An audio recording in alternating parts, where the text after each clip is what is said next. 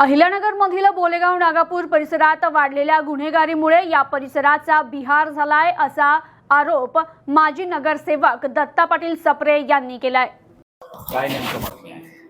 मागणी अशी आहे की ह्या नागापूर बोलेगाव आणि MIDC परिसरामध्ये दिवसेंदिवस गुन्हेगारी वाढत चालली।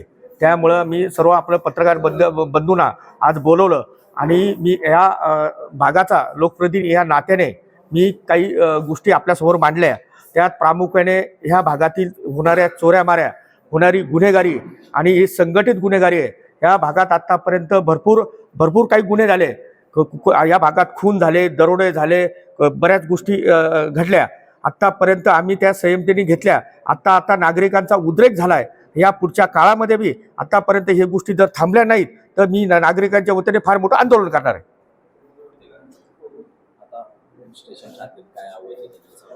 या तोपखाना पोलीस स्टेशन माझे प्रभाग नागापूर बोलेगाव माझा प्रभाग आहे। या MIDC याच्यामध्ये MIDC आणि तोपखाना हे दोन पोलीस स्टेशन येतात। या भागामध्ये सर्वात जास्त म्हणजे एक गुटखा विक्री होते, मावा विक्री होते। जास्त MIDCच्या भागामध्ये MIDCच्या प्लॉटमध्ये दारू विकली जाते। दारू आणि आपली हातभट्टी आणि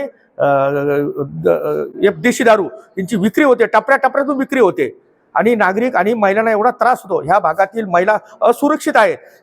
त्यामुळे मला ही पत्रपरिषद घ्यावी लागली। तुम्ही गुन्हेगारीचा उल्लेख करतात, या गुन्हेगारांना काही राजकीय पाठबळ आहे? राजकीय पाठबळ आहे नाही आता हे तुम्ही शोधलं पाहिजे। आमचा आरोप आहे का हे गुन्हेगारी संपली पाहिजे। चौकात जे लोक रात्री 12 बसतात, दारू पिऊन धिंगाणा घालतात, महिलांना बाहेर पडणं मुश्किल झालंय। कमीत कमी ही गुन्हेगारी कुठेतरी थांबली पाहिजे आणि बिगर नंबर प्लेटच्या गाड्यांमधून लोकांनी चेन स्कॅनिंग असेल, चोऱ्या माऱ्या होतात, हे होऊन जातं। स्थानिक नागरिक तक्रार देण्यासाठी जात नाही। स्थानिक नागरिक 100% तक्रार देण्यासाठी जातात, पण तिची दखल घेतली जात नाही। हे आमचं दुर्भाग्य समजतो आम्ही सर्व। आणि ह्या परिसराचा खरंच बिहारकडे वाटचाल चालली असं मला वाटतं।